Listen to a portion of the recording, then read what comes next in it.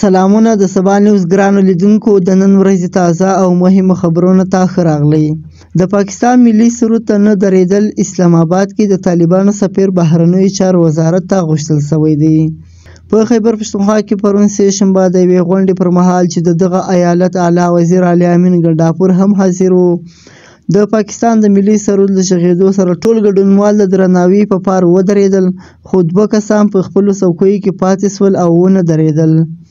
په دوی کې یوې پېښور کې د طالبانو حکومت جنرال کونسل موحب شاکر هم و.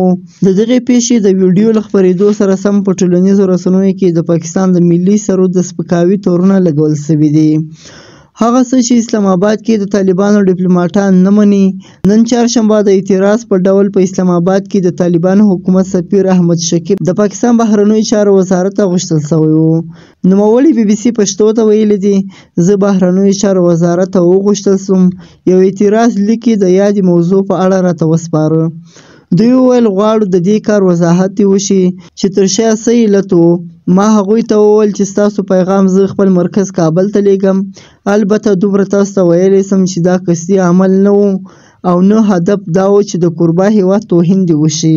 پېښور کې د کونسلګرۍ لخوا په یو خبرپاڼه کې ویلی سوي دي چې موخه یې چاته سپکاوی نه و. په بیان کې ویلی سوي دي د پاکستان د ملي سرود سپکاوی او بې عزتي موخه نه وه، خو دا چې د ملي سرود د غږېدو په مهال موسیقي وه، نو جنرال کونسل نه و درېدلی. په افغانستان کې د طالبانو حکومت پر موسیقي بندیز لګولی دی. تر دې مخکې د پاکستان د رسمي ټلویزیون PTV د خبرو له مخې ویلي دي د بهرنیو چارو وزارت ممتاز زهرا بلوچ د طالبانو د حکومت ډیپلوماټان دغه عمل له ډیپلوماتیکو اخلاقو سرغړونه او د پاکستان ملي سرود ته نه درناوی بللی و.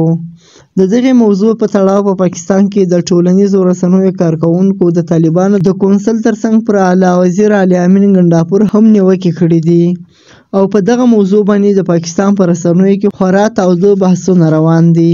دا د نن ورځې تازه او مهم خبرونه. سبا نیوز سبسکرایب کړئ او له نورو ملګرو سره هم شیر کړئ.